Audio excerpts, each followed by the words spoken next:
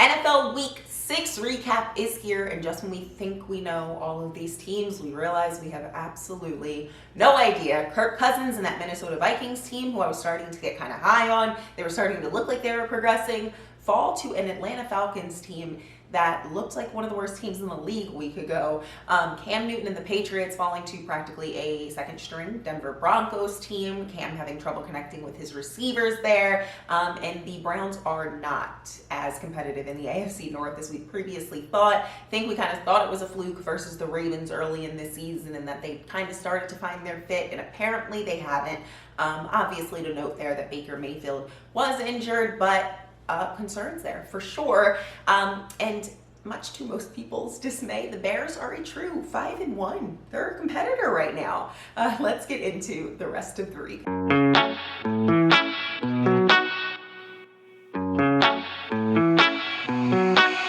We're going to start this thing off with the Baltimore Ravens taking on the Philadelphia Eagles. I'm going to start with the Ravens. What a showing, especially for this defense. I'm not as confident in their offense as I was last year, but I still think that they're getting it done. And I think that Lamar Jackson is slowly learning more of the game and getting better in all phases, right? And then as far as the defense, Calais Campbell was such an incredible ad. He was living in the backfield in this game. They pitched a shutout in the first half, and I like how they highlighted Marlon Humphrey learning the peanut punch and kind of stepping up that next level of his game, making himself a more valuable player, expanding his skill sets, and doing more than just tackling, right? Obviously, you need to start there. You got to start with the basics, but now he's able to kind of start to work on forcing turnovers and things like that. I really liked them highlighting that.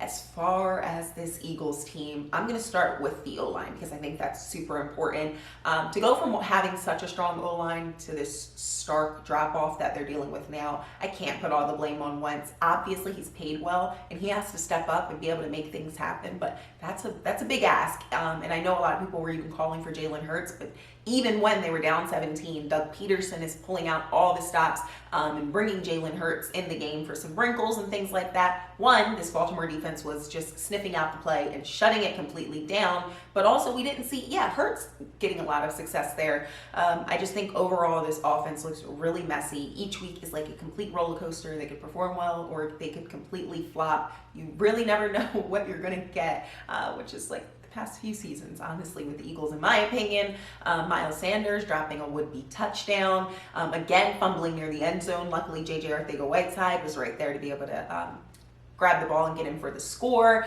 Zach Ertz, who was one of my favorite tight ends last year, is just not playing the same. I think it's kind of that he doesn't want to be in Philly anymore and he wants to get paid and go somewhere else. But I don't know. I have no understanding of what this Eagles team is. Another surprising showing, the Green Bay Packers heading to Tampa Bay to take on the Buccaneers. I expected Aaron Rodgers to take full control of this game and just continue on his dominance through this season, and pretty much the exact opposite happened. A couple nice runs from Jamal Williams, but outside of that, actually, I will say, so Green Bay kind of controlled the game up through the first quarter, and it was going as expected almost. And then that shift, once Jamel Dean went for that pick six, shortly after Mike Edwards gets an interception, and the game completely swung in the Buccaneers' favor. That defense played lights out. There's not a player on the field that I can't name that wasn't just playing absolutely out of their minds, from Ndamukong Suh and Jason Pierre-Paul, Levante David and Devin White, guys on the back end, a young Antoine Winfield Jr. I'm not sure if it was just the pressure up front allowing the DBs to play better, or if there were some coverage sacks in there. Regardless, it was an incredible showing. It was exactly what we've been waiting for from this Bucs defense, what I was so excited about in the preseason and things like that. That's what I expected to see from this team, and so this was an exciting time to see it. Big shout out to obviously Todd Bowles, who everybody is talking about Monday morning, because he coached a heck of a game. And then, of course, we got to see Gronk back, finally, like really in the mix of this offense. Got a TD there, went for a nice, got a nice like long-ish catch. Other than that, Tom Brady didn't really have to do much. Ronald Jones on the run game really held things down.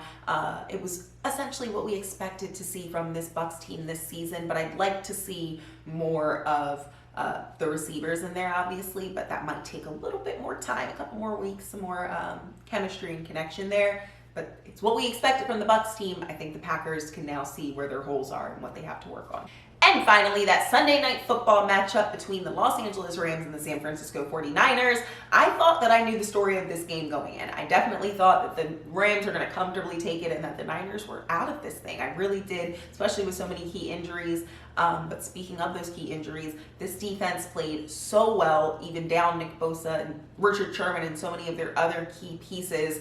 I'm surprised that they played that well. I really am, and kind of shut down a typically efficient, at the very least efficient Rams offense there. The Rams team just looked like they were not connecting, like the offense just couldn't kind of find their stride. They were still in this game. I was actually kind of surprised with 3 minutes and 24 seconds left that they were only down one score. The game definitely did not feel that close throughout. Shout out to Kyle Shanahan for putting Jimmy Garoppolo in the right position to be able to make plays. Shout out to Jimmy Garoppolo for playing a good game.